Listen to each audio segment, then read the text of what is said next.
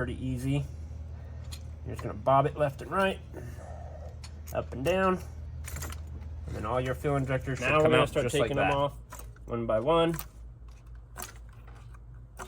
Now that we have all those disconnected, you're gonna wanna go ahead and take your ignition coils off. That little button right there.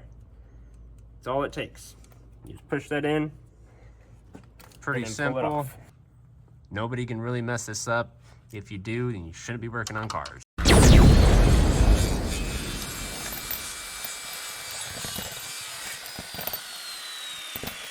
Now we are moving towards taking off the coolant hose right here, which is an 8mm. And then you got to take off the 15mm to the bracket that holds that coolant feed on. And then you have the coolant temperature sensor, which is a 19mm. We're gonna go ahead and take off the 8mm.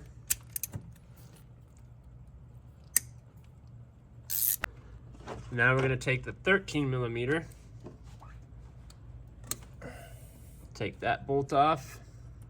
Now the 19 to take out the coolant temp sensor. All the bolts that we have removed do take Loctite. So if you do not have Loctite, you might want to go ahead and pick yourself up some, because the reassembly is going to require Loctite. Do not use the same Loctite that is on the bolt already. Put new Loctite. At this point, if you're trying to figure out how to time the 2.3 or the 2.0 EcoBoost motors, there's a little thing you got to do before you're able to do that. We got to take this bridge off.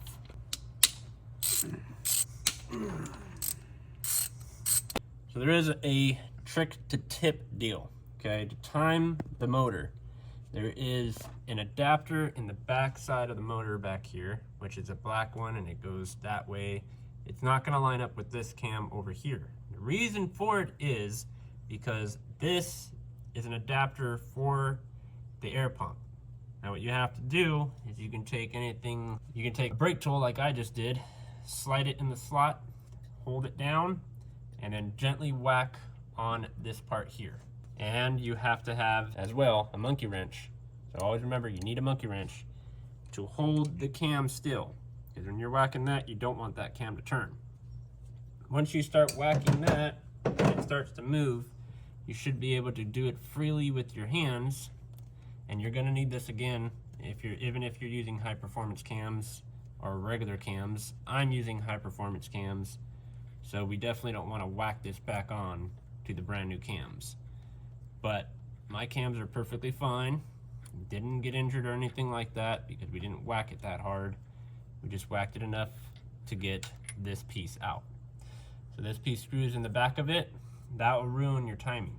So you need to make sure you take this out because it does not go with the marks on each timing gear. So you gotta make sure you take this black part out. And then you're gonna need this tool. You can get these from Amazon. I'll be linking that down in the description, so you don't need to go out and look for it because, well, I'll do all the work for you. This tool is very important. There's also another one for the crank. If you're having problems timing the whole engine, now the intake cam has a gouge that this tool slides into. How this is drawn here is stating that this part here is obviously wider, so you're not going to be able to slide that inside that. You need to get that up to the top to where it's smaller. So that way the tool will slide into that, and it will slide into the exhaust cam, which is over here, your exhaust cam, and it will slide into the intake cam, and you will fasten it down with this right here. Now if this does not fit, that means your cam is crock-eyed. You got to go back another 100 degrees until you meet this. If your engine is out of the car, it's a little bit easier to tell, but when it's in, it's a little bit harder. It would be better to use a mirror to see if it's at this location, because if it's not, you're gonna have a very, very hard time putting the tool in there. And I hate this tool, but I tell you what, it's gonna save you in the long run. That tool, and as long as with the crank tool as well. Our main focus is to get the head completely removed. Now, ordinary to get the head removed, as you guys can tell, we do have the cams in time. Now we are moving towards the crank. We got to get the crank in time, so that way we can pull the head off and we don't have to worry about timing the crank again, and it'll be 100% timed. Before you do so, you've got to remove the AC compressor. Do not remove the lines. There's not necessary to remove the lines. You can just take the bolts out and move it off to the side so you can at least get to the bolt that's on the side that you need to get to. There's one 13 millimeter right underneath that connection. There's another one on the bottom, which yours will have those on there. You got to pull those off, both of them. And then you have another bolt that's way back here, and you'll feel it. It's connected right to the side of the block. Go ahead and stick our 13 mil in here. It might be a little bit of a struggle because of the angle and the hoses you got to fight with. They are long bolts because they are attached to the plate that holds them onto. Go ahead and take the bottom one out. So now you have the air compressor bracket that you have to remove, and that is pretty simple. There's one bolt here, and there's two bolts down below. You gotta take those off to take out the bracket. Then right behind the bracket is gonna be a screw that you're gonna have to take out as well. And the reason for it is because right inside this crack right here, there's a line for the crank that when you put that bolt through it, it's gonna time the crank, and that's what you want. You wanna have that whole bolt line up with the crank, and it will give you the correct alignment as well as timing mark. So keep that in mind. You will see it if you pay attention to it, but you have to take off AC compressor and the AC bracket before you can do that. After you're done doing that, always remember that the tensioner, there's a little finger bobber in here that you need to use a pick for, and you need to pick it up to unlock the locker that holds the tensioner. Then you put a pick or whatever, a grenade pin, inside this hole, and that will hold that from springing loose again. And then you can go ahead and start getting everything aligned. You can start taking off your guides and then the chain, and then you got to do the VVT solenoids, which are up there. You got to take those off, and then you also have your phasers that you got to take off as well. We're going to be replacing this sprocket here. This will not be on there, and you're going to be replacing the lower sprocket as well. After you have removed the AC bracket, you're going to locate the bolt that is located right here on the side. It lines with that hole right there. You're going to want to take that out. That is a 10 millimeter bolt to take that out. And then you want to grab the tool that comes with all the rest of the tools, and that's going to get threaded in there instead, because the cam will rest against this. It won't allow you to time it out of timing. And if you do, and you're doing a head like I am doing, or a head gasket, and you're removing the head, you're putting a new head on here, just make sure that you reposition that back to the timing mark. There's another step you got to do to make sure that you don't bend a valve, and we're going to show you all of that here on Tough Builds, so don't worry if it's not in this video, it's not in the next, it's going to come eventually. Just please have patience. This is a big project, and I'm trying to throw out all the videos so that way you guys don't miss a step on how to disassemble and how to reassemble. Next step that you have to do after you have that timing nut inside there, to take off the tensioner. You have a 10 millimeter here and a 10 millimeter here. Make sure that you have the tensioner locked. Do not do this step if the tensioner is not locked. Let's go ahead and take off the tensioner. Now you got to take off the timing chain arm, which is this girl. And this is pretty easy. You just slide her completely out. Now we're gonna take off the timing chain, which is this girl here, not the bottom one. We're just focusing on this girl right now. What you're gonna do is you're gonna get it around the phasers so you don't break the phasers. And just take off the timing chain just like that. Discard it.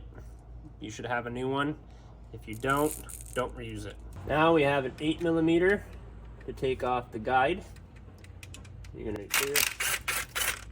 There's one screw there for the guide, and there's one down here for the guide. Keep the bolts. You're gonna need to reuse them, but get rid of the guide. For me, I bought a whole new timing chain, so it does come with the 2 new sprockets. We're gonna take the 2 sprockets off.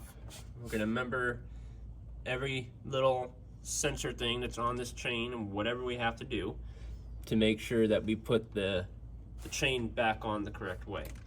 The first thing you have to do is take out this bolt because it holds that girl in.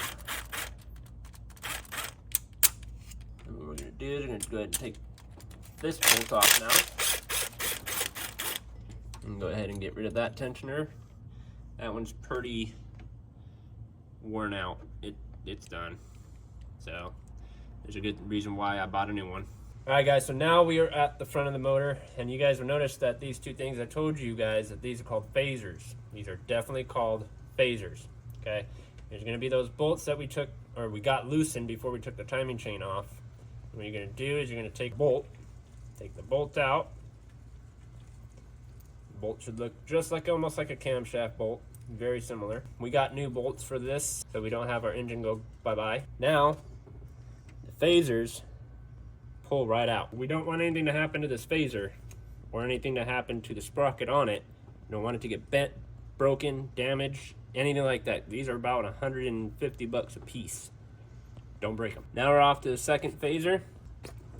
Gently pull her out. Now we are at the point where we have to take out our VVT solenoids. This is a VVT, this is a VVT, and it calls for variable valve timing solenoids. I said it before, I'm going to say it again because not a lot of people know what these things are. There's a lot of people that work at the dealership and they think the ones that are behind the motor, which are sensors, those are not solenoids, those are sensors. These take a size 8 to take them off. If you're keeping the cylinder head, don't use a power tool. Now I got both of the bolts. Keep these because you're going to reuse them. The new VVTs do not come with new bolts. Now it's just as simple as just pulling the variable valve timing solenoid right out, and as you can tell, pretty nasty up in that joint. There's nothing wrong with them, but I do want to replace them since I am rebuilding the whole top end. Same thing with that one. They're both the same part number, everything else. They both work the same. It's just one does the exhaust and one does the intake. Now we're going to go ahead and get started on the cams. This is crucial. If you do not take these off proper, you can bend a cam. Trust me, you will cry. So we have to do these in cross pattern, okay? Because you don't want to bend a camshaft. You will cry, trust me. So these up here do count as holding down your cams. So make sure that you pay attention to these two. But in the beginning, we're just going to focus on this set here before we come up to the front. Once we get these loosened up enough, we're going to start loosening these guys up. And then that way we can get the bridge off on the back. We can start working our way through the exhaust portion, start going towards the intake portion. This is very time consuming, but trust me, like I said, you don't want to mess up or you will cry. So what I'm going to start doing now is I'm going to start by this one.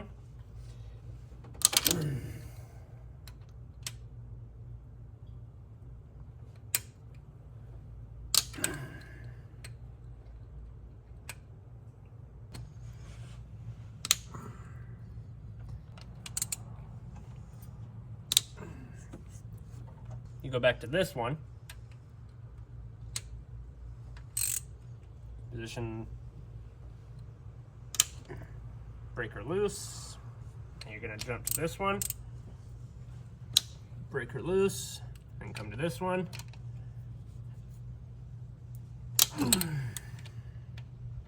breaker loose,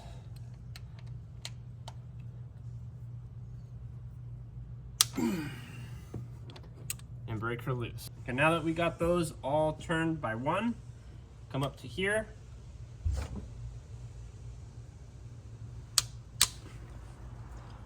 Turn that one. Come up to here. Turn that one. Then we got to come back over here. I'm going to do this one over here so that way we can meet up perfectly. And we met up perfectly with that one. That's all you need to do. Just take your fingers and unloosen them. We're going to go ahead and make a bag for this side. We'll be right back.